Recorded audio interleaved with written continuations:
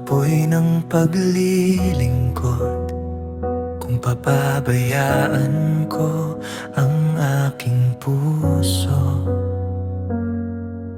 Maraming matibay na lingkod noon ang nadapa sa maliliit na kompromiso.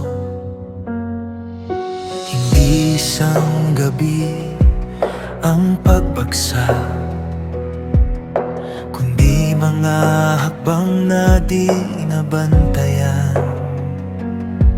Kaya bago pa man ako manguna, turuan mo akong magpakumbaba. Panginoon, ikaw ang sandigan, ikaw ang bantay ng aking buhay. Sa bawat desisyon at bawat hangarin, ikaw ang aking gabay. Bantay sa aking puso, O Diyos, ilayo mo ako sa kapahamakan. Mas mahalagang katapatan kaysa sa papuri ng sanlibutan. Turuan mong manatiling tapat sa tahanan at sa paglilingkod, dahil ang calling na iyong ibinigay ay nais kong ingatan hanggang wakas.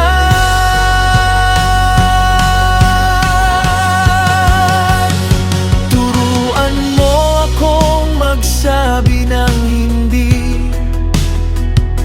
kapag ang tama ay kailangang piliin, at kapag mabigat ang pasan ng iba, ipaalala mong ikaw ang tagapagligtas.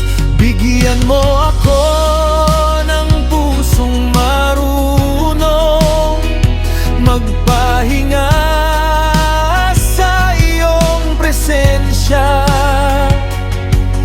sapagkat ang lakas ng isang lingkod ay nanggagaling lamang sa iyo. Kapag ang ingay ng mundo'y lumakas, ang iyong tinig ang nais kong marinig. Sa lihim na lugar ng pananalangin, doon mo ako patatagin. Bantay sa aking puso, O Diyos, ilayo mo ako sa kapahamakan. Mas mahalagang katapatan kaysa sa papuri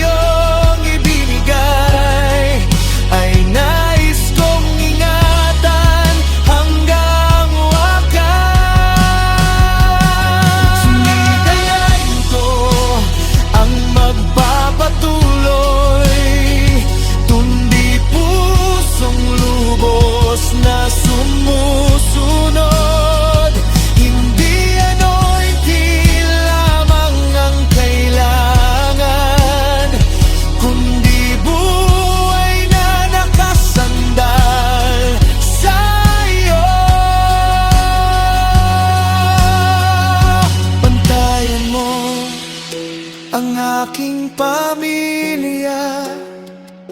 Bantayan mo ang aking isipan, at sa bawat araw ng paglilingkod, ikaw lamang ang aking sandigan.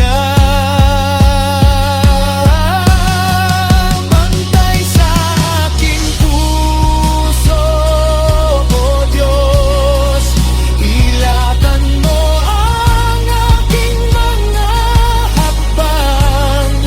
Ang hangarin ko ay manatiling tapat hanggang matapos ang aking laban.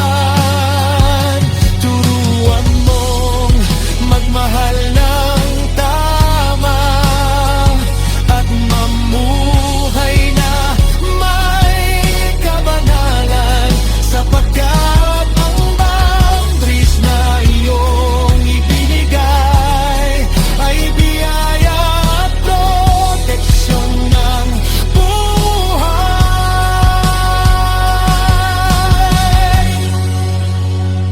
Sa lihim ng panalangin at salita, doon ako muling magpapatatag.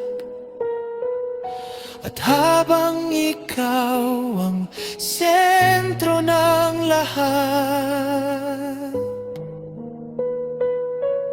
mananatili akong tapat hanggang